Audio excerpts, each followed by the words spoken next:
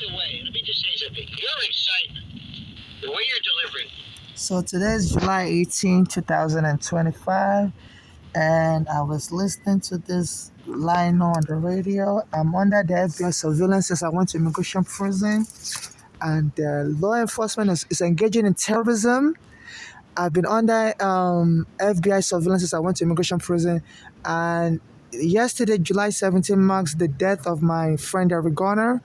They terrorized him to death. My mother called the NYPD a terrorist organization for taking me and my mother's home on Staten Island in 2010, and Eric Garner said it was going to help me and my mother to with our court case, which I filed against the NYPD for taking me and my mother's home. My mother went to WB11 News at 10 p.m. and called the NYPD a terrorist organization. And since then, Bernard Carrick is now dead. He's the former NYPD commissioner. He said some NYPD said some people are losers that live in basement apartment with their child. After my mother called the NYPD a terrorist organization. And since then, me and my mother was getting followed, and then Regana said it was going to help us against the NYPD, and the police went and choked him dead. July 17. I used to go to a Black American church, and Bishop Jordan, and he used to send me videos online saying that God believes in numbers, and God always does things, and it always carries and whatever God does, God always attaches a number to it, and that God only deals with single numbers, single digit, that God don't deal with double digit. So he said if you're born on he said if July 17 will be regarded as July 8th, because God will add 1 plus 7. So I was born on July 8th, and they killed Eric Garner July 17 while he was trying to help me at the same place where I met Eric Garner, on Bay Street and Victory Boulevard. So what I've been noticing, anytime I go to the Starland Ferry, the police will say you're going to get jumped. And some people follow me to the bathroom, like they're about to beat me. My mother also, when she went to Nigeria in 1988, my father had already married a new wife, and my father's wife beat my mother on the way to the bathroom, broke her teeth. So me and my mother testified at the immigration court hearing in 2001. So it's like they're going into my files, and they're finding things to terrorize me. So as soon as I turn on the radio on, this guy on WABC, the owner of WABC 770 radio, he said it's close to Trump, Kasmatidis. He's a Greek immigrant that became a U.S. citizen. He said it's close to Trump. So, I'm under the FBI surveillance. So as soon as I turn on the radio, Lionel show, he said, oh, somebody's going to get tasered, Staten Island. The police are going to taser somebody. So I believe this police force, because that Bernard Carrick, was Trump's friend. He died this year. I was trying to get him arrested, and since then, so I'm under the FBI surveillance, and I criticize this Trump a lot. As a matter of fact, there was a time this Trump tried to hit me with his car. After Irugana died, I was in Manhattan, and somebody told me to go and wait in front of Trump's house. So they're going to give me free food on Fifth Avenue. So I went to wait in front of Trump's house. They said there's a Christian church that's going to come and give me free food. So I went to wait in front of Trump's house. And all of a sudden, Trump arrived in his car within 5 minutes and tried to hit me. His driver brought him in a black SUV, and people were screaming, "That's Trump in his car trying to hit you," So the FBI surveillance picked it up, and I saw him in the back seat. Also, he was looking at me, and after I tried to hit me, the gate of his Fifth Avenue mansion opened, and he went in, and then soon after that, Trump made a statement that he could shoot somebody on Fifth Avenue and get away with it. So I didn't really understand that statement, because he tried to hit me with a car, but he didn't try to shoot me. So I didn't realize at that time my father was in Nigeria. He was going to the hospital to get shot with injections, because he had a bad back. So soon after that, Erigana, had been killed at that time when Trump had to hit me with the car. Also, Erigana was terrorized to death. He was being choked, and they said they choked him, and he had a heart attack and died. So, and the year was after that, Trump was trying to hit me with a car. So that's the sign of terrorism. My mother called the NYPD terrorist organization. And after that, my mother was being terrorized. Every gunner that was helping me was being terrorized. I was being terrorized. Even Trump was trying to hit me with a car. So I didn't really know the connection between Trump and Bernard Kerik, the former head of NYPD commissioner, until Trump became president like 2 years later. And this Bernard Kerik, they said, was always with Trump, you know. And they said on January 6th, there was an insurrection, and they arrested this Bernard Kerik. They said he led the insurrection on January 6th, 2020, saying when Biden won the election, they said they were going to cancel the election and invited people to come and fight like crazy. They said Trump was sending messages online, telling people to come and fight like crazy, so that they were trying to do the Senate, the Congress was trying to do a vote count. They said it's customary after the election is won by new president. There has to be a confirmation hearing. The Senate will do a customary vote count, and so they said this Trump, and this Bernard Kerik organized the January 6th insurrection. And since then, I think that Bernard Kerik was arrested. He was an NYPD former commissioner that was Trump's best friend, and he was arrested. But I think Trump pardoned him, but he's now dead. He died like last month. So while Trump was president in 2019, I was experiencing all kinds of stuff. The police would be coming to the bathroom with me, harassing me at Stanland Ferry anywhere. So I'll be, telling people on the train, to please, help me from the authorities that since Trump has become president, these police were very aggressive, like they were trying to kill me. I said, I don't know what is going on between this Trump and this Trump has been saying he's going to deport all the immigrants. Then, in 2019, or thereabout, I heard my father went to the hospital in Nigeria and they shot him with an injection and he died right away. He went into coma. So before then, there was a woman. She was a Polish woman. She always tell me, you need to go to your house. You're not homeless. You need to have your house. So, and I'll try to record her, and she'll run away from me. So, but I will still record. I said, that's a woman. She sounds like Trump's wife. She's Polish, and she kept telling me, you have to go back to your house. You have a house somewhere. Soon after that, my father was shot for the bad injection in Nigeria, and he died. And they told me he gave me the house, even though I had a bad relationship with my father because he was abusing me in Nigeria. That's what my mother brought me. So I never really talked with them for a number of years. So until when he died, he said, they said he left me a house in his will, So I was homeless on the street. So I guess, this Trump must be involved in killing my father, because there was a Polish woman that used to come and taunt me before my father was killed. Say, go to your house. You have a house somewhere. You need to go there. Stop claiming you're homeless in America. So I guess they thought, and they were frustrating me. Like, anytime I try to use the bathroom, I have diarrhea. The police will come into the bathroom with me. Even there was a time on my mother's death anniversary, the police invaded the bathroom. And they were acting like they were about to kill me. I had diarrhea. They wouldn't let me finish use the bathroom. So I went on the train and I was telling people it's my mother's death anniversary today. I had to call 911. And I was crying that the police was trying to kill me in the bathroom. So I have diarrhea. They don't let me finish using the bathroom. And then Trump, like the next day, and he put a statement to the press, said Nancy has been crying, crying Nancy, you need to be ashamed of yourself. You were crying yesterday. I heard you were crying. And Trump had a problem with Nancy Pelosi that, so they were going at it back and forth, and even Nancy Pelosi was confused when Trump said that. And I felt, Trump was referring to me. But I'm like, my name is not Nancy Pelosi. But they said Trump uses innuendo. He likes to refer to people by other names. Like they said, there's a Rubio. There's a guy now is now working for Trump. But during his last administration, when Trump was president during the first time, he used to insult that Rubio and call him short hands. They said in America, people would insult people by nicknaming them. They say using innuendo. So my father was killed, and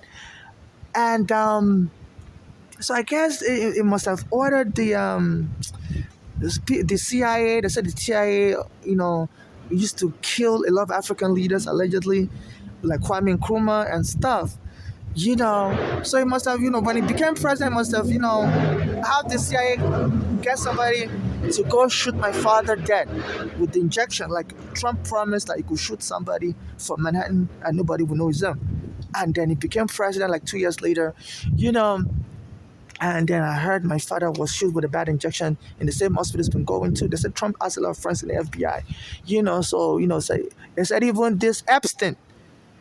They said before Epstein was arrested, him and Trump. I was reading in the New York Times yesterday, 2 days ago.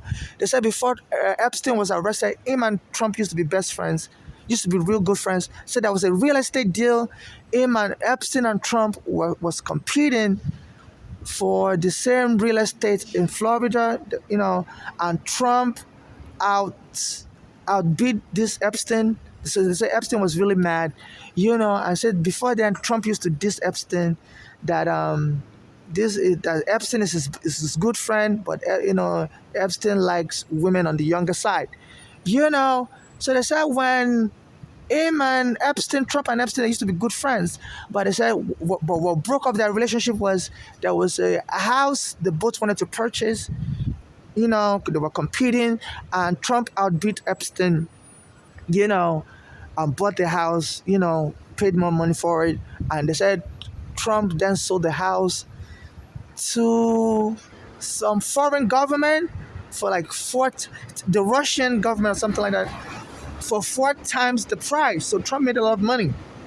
He said he must have bought the house for like 1 million and sold it for 4 million, like some months later. So they said, Epstein was really mad about that. They said soon somebody called the FBI to go and arrest Epstein. And they said, Epstein died in jail after that arrest, or something like that. Or I think that maybe have been his first arrest, around 2008. Then they arrested him again, but they don't know who called the FBI to go and arrest Epstein. So people that according to what the New York Times said, it said, Trump and Epstein were friends until that real estate bidding process in Florida, where Trump had beat Epstein, and people said him and Epstein stopped being friends. And soon after that real estate bid, the FBI went and raided Epstein and locked Epstein up in prison. I don't know, because Epstein went to prison 2 times. First in 2008, I believe, and later in 2019 when he died. So I believe that the first time he went to prison, people are suspecting was Trump that snitched on him, called the FBI, to arrest him or something. But the paper didn't say it exclusively, but it said, that was the last beef Epstein had in 2008 or thereabout before he went to prison. So this Trump is close with the FBI. So, and they said it's close with the owner of the WABC. And yesterday was July 17th. Eric Garner was killed on July 17th. I went to use the bathroom at the library in Brooklyn. And all of a sudden, before I went to the library is opposite Cadman Plaza, Brooklyn Federal Court, where I sued the NYPD. And the NYPD, because Staten Island doesn't have a federal court, you have to use the federal court in Brooklyn. So I sued the NYPD at the Brooklyn Federal Court, and then the NYPD went and choked Eric Garner dead, and terrorized him to death, because choking somebody is a form of terrorism. They say foreign governments do that. Foreign governments do that to their dissidents, people in their country that opposes their government. They'll send the police to choke them, the dissidents to death. And this had a kid Eric Garner, and nobody would let me testify in court. And said Trump dropped the case. They were supposed to, Obama asked the FBI to investigate the case, and they had 3 years to file a civil rights criminal complaint against Eric Garner's killer. But before they could file the case in court, Trump won the presidency and replaced Obama. And he said the Trump's Attorney General wouldn't file the case in court, wouldn't give the go-ahead, and claimed they forgot to file the case in court. So, and now, this Cashman Cities, they said it's close to Trump, and I just turned the radio, and I'm under FBI surveillance for 25 years now, since when my mother brought me in 2000, The immigration arrested me, said children are not welcome in America, and confiscated my passport with my visa. I had a visa, and they lied to the judge that I didn't have a visa. So I went through that case for 8 years. And as soon as that case ended, the police also invaded my home, and kicked my mother out. And that's when I met Eric Garner, who promised to help me. Said the police can't just kick you out of a basement apartment without a court order. You know, and then while the case was going on, Eric Garner said he was going to help me, and the police finally took Eric Garner dead. Yesterday, July 17th, marks Eric Garner's death anniversary, and I was going to a Black American church called Bishop Jordan Ministries around that time, and that Bishop Jordan, he would send me videos online. I would play it, and the FBI was already me on surveillance, so anything I listened to, and sometimes this Bishop Jordan would send me CDs, and I would play it, so the FBI was able to listen to anything I listened to, because when you're under surveillance and you have a cell phone, the FBI would tap into your cell phone and be able to hear surrounding sound around your cell phone. So I would play tapes from this Bishop Jordan. I would go to his church and he used to preach that God always deals with numbers, and God deals with, like, if you like double digit, like July 17, when Eric Garner was killed, he said God would also consider July 8, which is my birthday. God will add 1 plus 7. So I believe this NYPD felt, they said people that commit crimes always use secret codes that only the victim would understand. So this NYPD knew I was really powerless in this country. I was just a foreigner. I spent 8 years in immigration prison. I couldn't even get a lawyer. My mother would pay lawyers, and lawyers would appear in court. So they felt, if I wouldn't be able to get justice for Eric Garner. And they went and killed him on July 17, right where I met Eric Garner, on Bay Street and Victory Boulevard. And immediately the whole world was marching, but nobody would let me go to court to testify on behalf of Eric Garner. So the grand jury, the state, New York State versus the killer case was dismissed by the grand jury, but they said there was not enough evidence. Then there was a federal case Obama was trying to start, and Trump replaced Obama, and Trump dropped that case from court.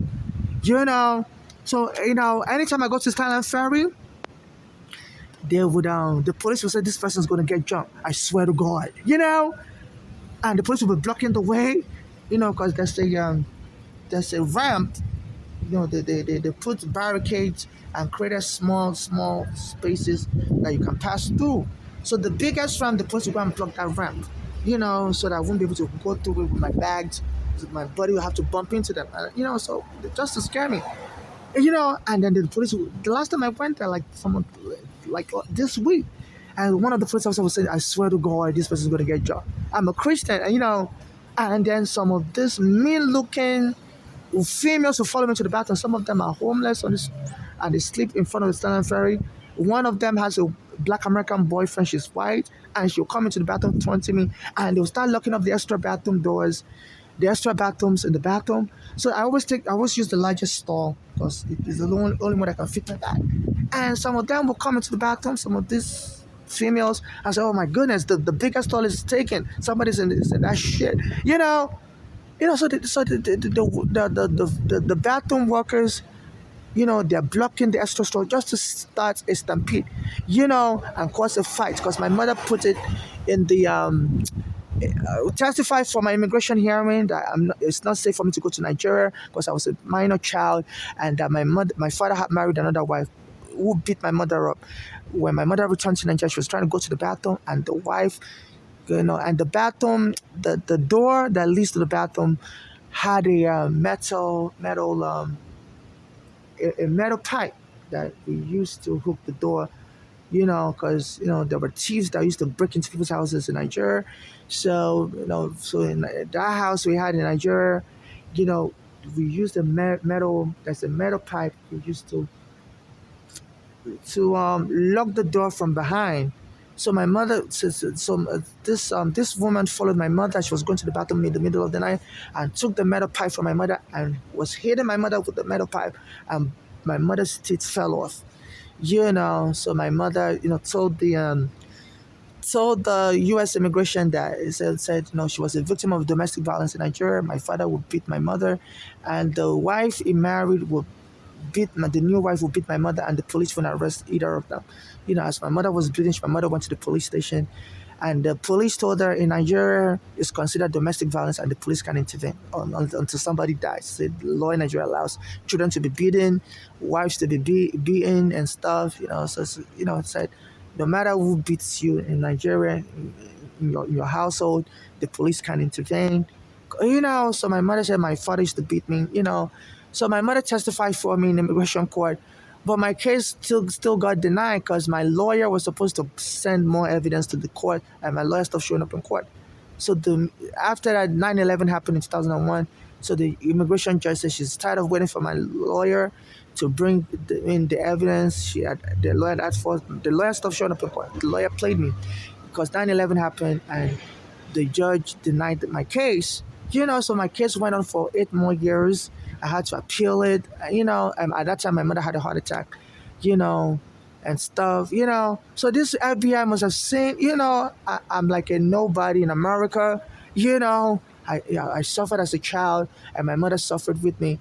So as soon as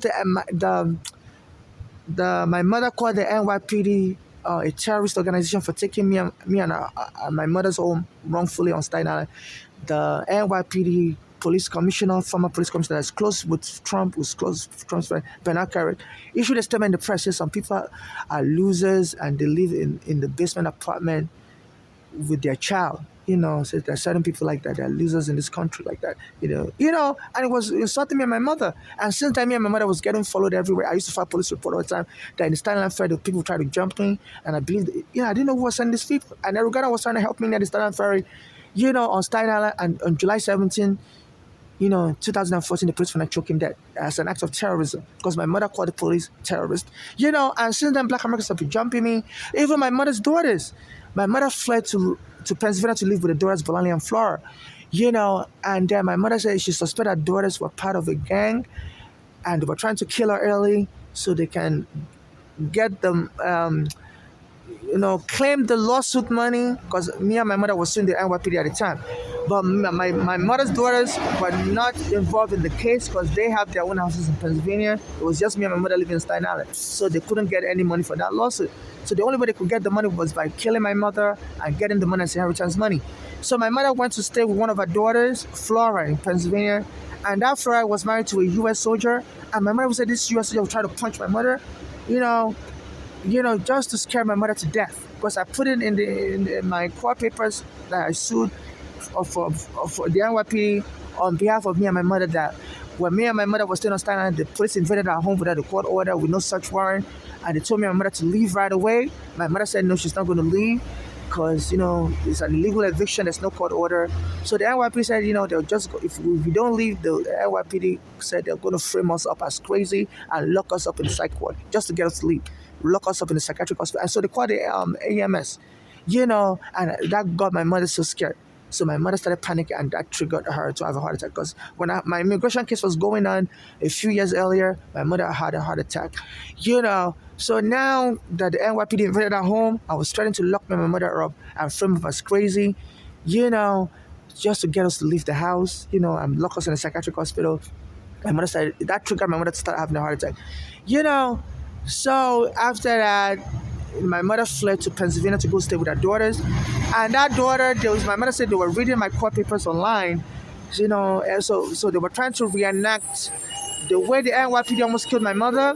Those daughters were trying to reenact it, So the first daughter my mother was staying with, that daughter has her own house in Pennsylvania, Florida. Her husband, Ayinde, was a member of the U.S. military. All of a sudden, tell my mother to leave the house. I doesn't want her in the house anymore. She will leave and will try to punch my mother. And my mother will be scared to death.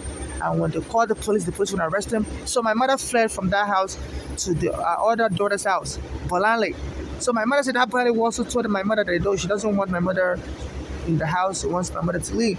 So my mother would say that was really scaring my mother. She doesn't understand why. That's why I was so obsessed to kick her out knowing she doesn't have anywhere else to go. So my mother said she used to sleep with a knife underneath the mattress because, she doesn't understand why both daughters were telling her they don't want my mother either, that she needs to pack. Just to scare my mother they want my mother to panic to that so they can inherit the money because the lawsuit was going on in New York. And I was saying, that the police tried to kill my mother by rendering her homeless. and trying to lock me and my mother up in a psychiatric hospital or in a prison because we didn't for not obeying their order for us to leave during the illegal eviction. Some adults were trying to reenact that. My mother said one of the daughter, Flora, you know, was spending money outrageously and was running out of money because my mother won a lawsuit when that daughter was a kid. There was lead poison in the house in Brooklyn, and my mother won the lawsuit in 1988 or thereabout. So and that daughter took all the money, you know, for the lead poison lawsuit and was spending that money lavishly. We'll go to Mexico on vacation, even though we're from Nigeria. That daughter likes to vacation abroad. Our preferred destination is Mexico resort, and would also go to Disney World with our own children and stuff. And so I guess that money was running out, and they needed replacement, and they wanted to